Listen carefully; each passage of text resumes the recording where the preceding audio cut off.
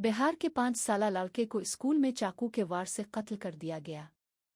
खानदान ने जिनसी ज्यादती का इल्जाम लगाया। डॉक्टरों के मुताबिक बच्चे को जिनसी ज्यादती का निशाना बनाया गया और बार बार तेजधार चीज से वार किया गया।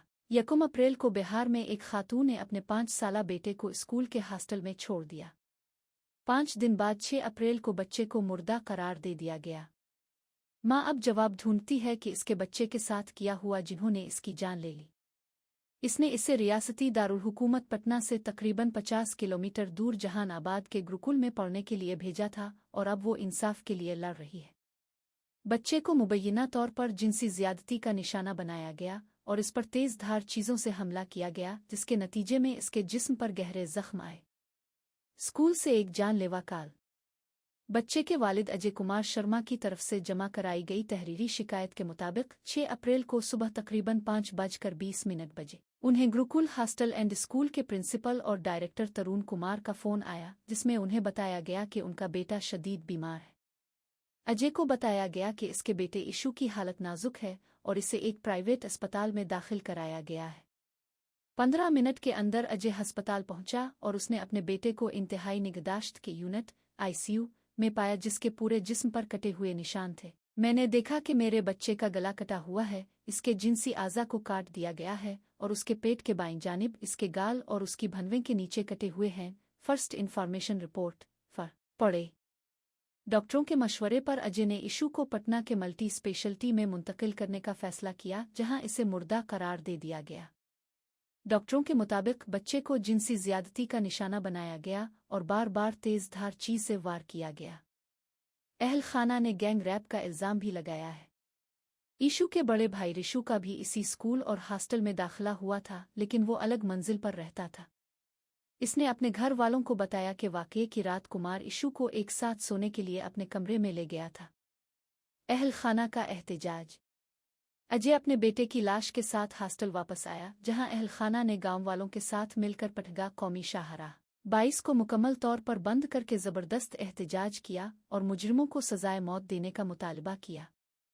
ट्रैफिक घंटों तक दिरहम बरहम रही, जिसके नतीजे में कई किलोमीटर तक गाड़ियों का ढेर लग गया। अहल खाना का ख्याल है कि उनके बेटे की मौत में 1 से ज्यादा अफराद मुलव्वस थे। पुलिस की अब तक की तफ्तीश। मरकजी मुल्जिम स्कूल के प्रिंसिपल तरुण कुमार को गिरफ्तार कर लिया गया है। एक टीचर और अमले की 2 ख्वातीन अरकान को भी हिरासत में लिया गया, लेकिन पूछगुछ के बाद छोड़ दिया गया।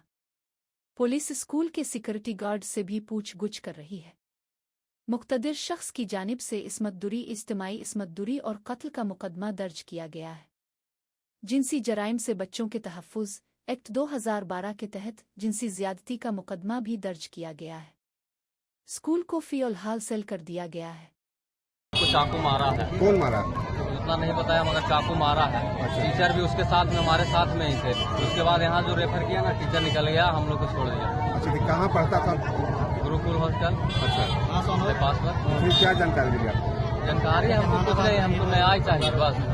क्या हुआ न हुआ मार दिया। किसके लिए जिम्मेवार किसको मानते? टीचर को मानते हैं। टीचर को मानते हैं। स्कूल संचालक? हाँ, पूरा उसी का है। क्या करा है? अगर वो सही रहता तो थोड़े बच्चा कुछ हो सकता है। आप सोते हैं अलग, बच्चा सोता है तब अलग। चाकू कहाँ कहाँ लगा? चाकू पूरा गर्दन कटा है, लिंग काट दिया है, साइड में मार दिया है। पेट के हाथ में लगा हुआ है। हाथ में लगा हुआ है। स्कूल वाला भाग गया? आँख में भी लगा हुआ है। आँख में। स्कूल वाला भी है कि भाग गया? स्कूल वाला है पुलिस के पास। अच्छा, तो अभी आप लोग क्या किए? अभी हम लोग धरना पे हैं। हम लोग का न्याय चाहिए। सड़क जाम के हैं? सड़क जाम कर रहे हैं? करेंगे। न्याय चाहिए ना सर, न्याय चाहिए ना। सड़क जाम। मर्डर हुआ जिसका न्याय चाहिए। कौन मर्डर किया, कैसे किया, बोलो साहब। कौन मर्डर किया, कैसे किया, नहीं किया, सब पता होना चाहिए ना। न्याय मिलेगा। बच्चा क्या नाम था? आशु कुमार। कितना साल का? 5 साल। कहाँ का रहने वाला? बुलाटी। सूचना दिया गया कि बुलाटी बीघा नाम का एक जगह है जो करोड़ा थाना अंतर्गत पड़ता है। उसमें 5 साल का अंशु कुमार, उनके पिता का नाम धनंजय कुमार है, जो रहने वाले करोड़ा थाना क्षेत्र के हैं, बुलाटी बीघा के। इनके द्वारा जो है वो ऐसा कंप्लेन किया गया कि इनके बच्चे की किसी ने हत्या कर दी और स्थानीय लोगों से बात करते हुए सूचना के सत्यापन के बाद वहाँ पर पहुँचा गया। पहुँचने के बाद वहाँ विधि व्यवस्था की समस्या थी, रोड NH जाम किया गया था और कुछ लोग जो है वो बच्चे का शव लेकर के रोड प्रदर्शन कर रहे थे।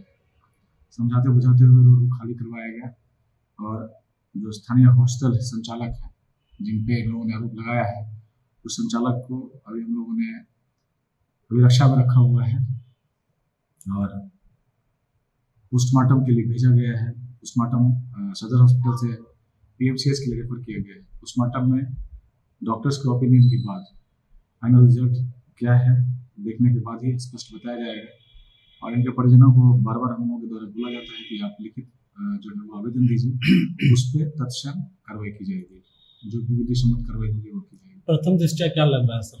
प्रथम दृष्टया कुछ भी नहीं कह सकते हैं हम, अभी जब तक पोस्टमार्टम का रिपोर्ट नहीं आ जाता है। ये कुछ भी कहने से कुछ भी कहना गलत हो। क्या वजह हुई सर जो जहानाबाद सदर अस्पताल से PMCH? ऐसा मानना है कि मतलब उस बच्चे का जो है वो कुछ मतलब मेडिकल बोर्ड की बात चल रही है, बोर्ड बना करके उसके बाद जो उनकी जांच की जाएगी वहाँ पे PMCH में, उसके बाद ही अग्रतर जो है पोस्टमार्टम किया जाएगा। आप प्रकृति के अनाचार की भी बात सामने आ रही है सर। अभी तक क्लियर हमारे पास लिखित नहीं आया वो चीज़।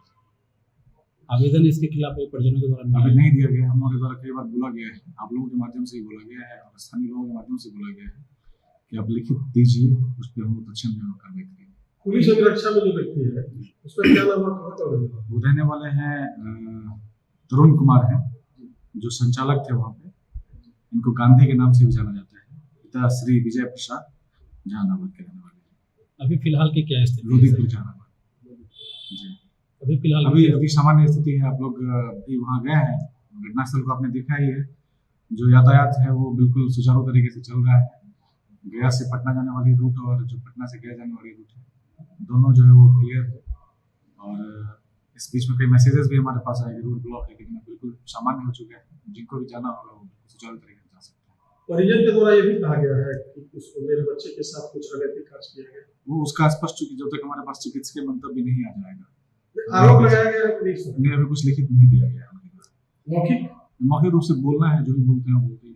जब तक लिखित नहीं देंगे तब तक कार्रवाई नहीं होगी। उसको लिखित देंगे, जो भी लिखित में आएगा, पोस्टमार्टम में जो भी आएगा, उसके हिसाब से हम लोग कार्रवाई करेंगे। एक्टर में भी है, जो पेनिस वगैरह उसमें भी है और गर्दन में भी है।